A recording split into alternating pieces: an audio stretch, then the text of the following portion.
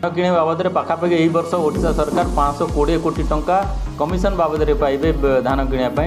अव्यवस्था धान किणा जाऊँच खुला पड़िया कौन सी गोटे दुटा छाड़देले कौन सी जगार मंडीर सुव्यवस्था भी ना ता बाद ये मासे 1.5 मास विलंब नवरंगपुर में मंडी खोलागला धान अमल नवेम्बर आरंभ हो जाता। वर्तमान धान बिकिकी 1.5 ରୁ 2 मास किसी चाषी 2.5 मास हो टंका अकाउंट को आसी ना। विभिन्न ऑफिसर को पचार केंद्र सरकार ठीक समय धान किणापी टंका दौले एवं धान विभिन्न प्रकार उत्तर मिलूँ।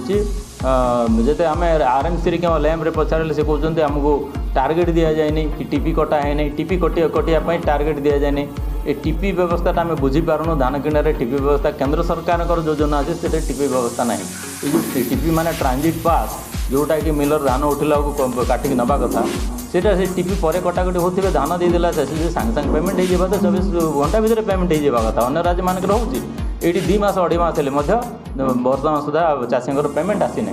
एवं किसी चाषी रही जाइछन्ति जो मानकर धान भी उठा जाए मंडी में पड़ी रही। आम आपण माध्यम दाबी कर राज्य सरकार चाषी को एक प्रकार तली तलांत वर्तमान सुधा चाषी पेमेंट आसी ना। एवं किसी चाषी रही जाइछन्ति जो मानकर धान भी उठा जाए मंडी में पड़ी रही। आम आपण माध्यम दाबी कर राज्य सरकार चाषी को एक प्रकार तली तलांत न करूँ आहरी हिनस्थ अवस्था को न तो वर्तमान बहुत समय बहुत समस्त पैसा पत्र दरकार अच्छी अति शीघ्र धान बाकी अच्छे उठे नियंतु एवं जहाँ धान किना चाहिए तार अति जल्दी पेमेंट देवार व्यवस्था करूँ। नहीं ये तो मुझे नवेदन करी चाषी भाई मैंने आम बारंबार तांकर कथा उपस्थापन करुचु। चाषी भाई मैंने किंतु चुप अच्छा। चाषी भाई मान अनुरोध से भी गरम हूँ से पाटितुंड करूँ जो पेमेंट मिलनी। आम केवल गणमाध्यम गोटे विवृत्ति देदेले हम ना समस्त चाषी कूल भी गरम हबार समय आसी।